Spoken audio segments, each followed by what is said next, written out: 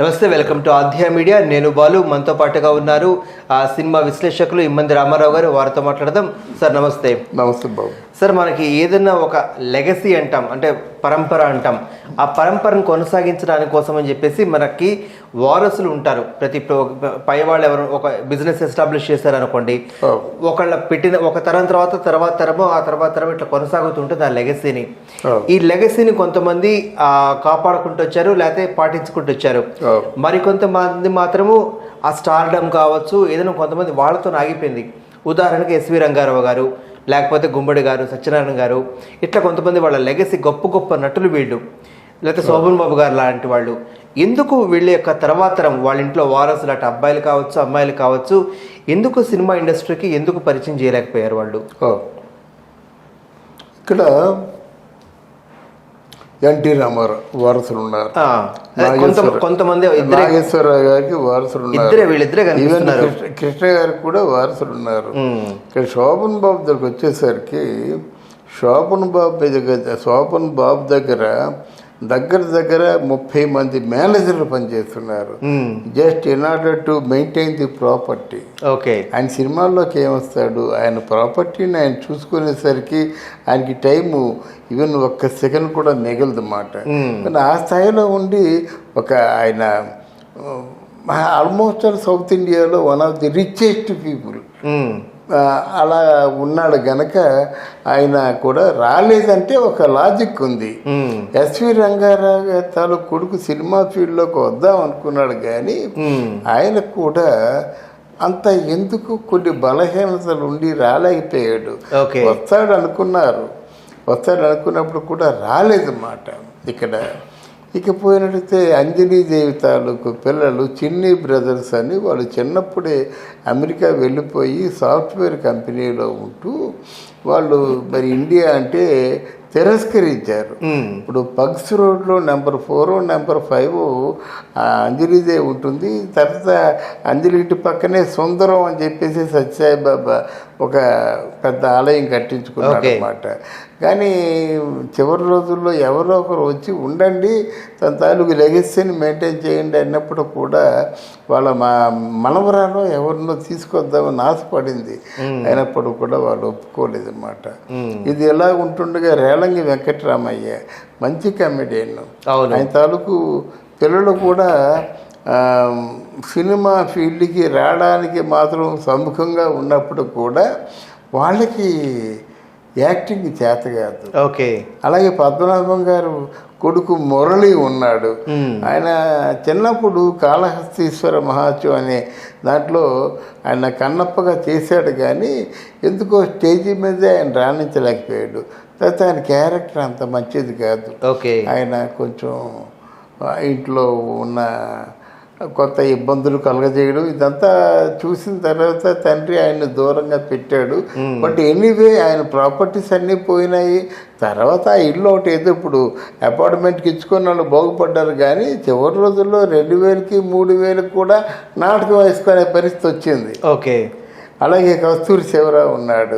ఆయన పరమానంద శిష్యులు కథ అనే సినిమా డైరెక్షన్ చేసి ప్రొడక్షన్ చేశాడు. దాంతో డబ్బంతా అయిపోయింది. మొట్టమొదటిసారిగా బ్యూక్ కారుని కొన్న వ్యక్తి ఎవరంటే కస్తూరి శివరావే. ఆయనకి అంతా ఆడపిల్లలు మరి 7 అంతమంది సంతానం. ఎవరు కూడా సినిమాకి పనికొచ్చే పద్ధతుల్లో లేరు. చనిపోయేసరికి ఏమైపోయిందంటే అక్కడ తెనాల్లో చనిపోయినట్టయితే తెనాల నుంచి మద్రాసు రావడానికి 3 రోజులు పట్టింది. ఎవరు కనీసం తెనాలి నుంచి మద్రాసుకి ఆ శవాన్ని తీసుకొని రాలేదన్నమాట. అంత దుర్భరమైన జీవితం వాళ్ళు గడిపారన్నమాట. ఇలాగే కన్నమ్మ గారు ఉన్నారు. కన్నమ్మ గారి కంటే రాజరాజేశ్వరి అనేటువంటి సంస్థ, రాజరాజేశ్వరి అంటే సిఎస్రావు తాలూకు పెళ్ళం. అయితే ఒక కర్మ కాలిపోయి ఏ పరిస్థితి ఏర్పడిందంటే రాజరాజేశ్వరి అనే అమ్మాయిని ఆ ఇంట్లో వంటవాడు బ్రహ్మం గారు లవ్ చేసి తన సొంతం చేసుకున్నాడు. చేసుకున్న తర్వాత కన్నాంబ మీద ప్రెజర్ తీసుకొచ్చాడు.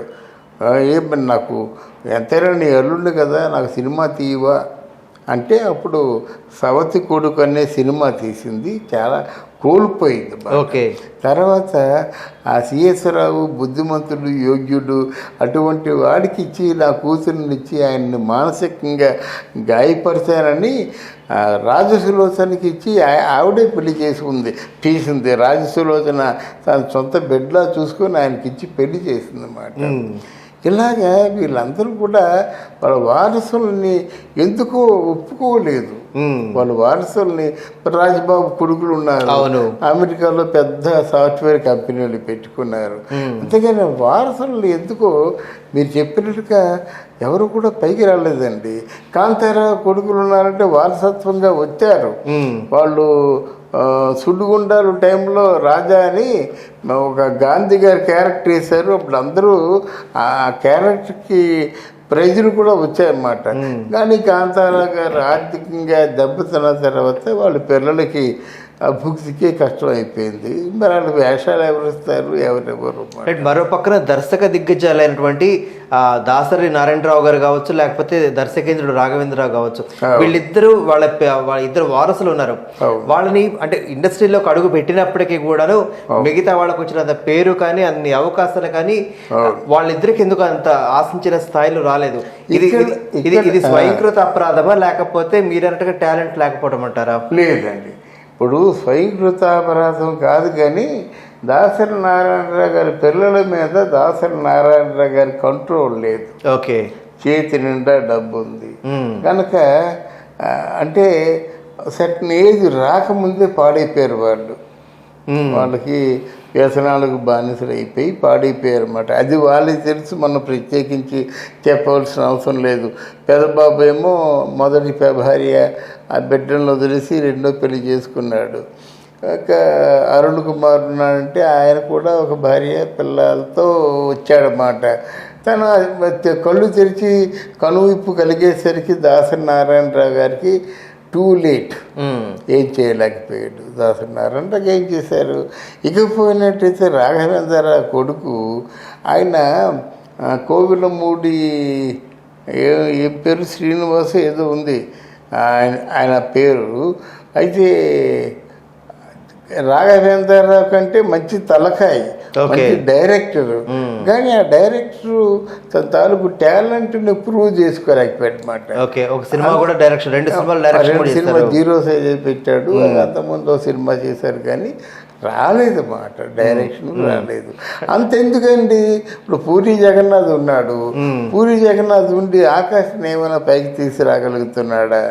అందువల్ల కొంతమందికి మరి ఏమిటో శాపగ్రస్తులు అయిపోతారో ఏమిటో. కానీ ఈ సినిమా ఇండస్ట్రీలో మళ్ళీ మా పేరెంట్స్, మా గ్రాండ్ ఫాదర్స్ లెగసీ మేము చూపిస్తున్నాం అనుకోవడానికి ఎవరు లేరు.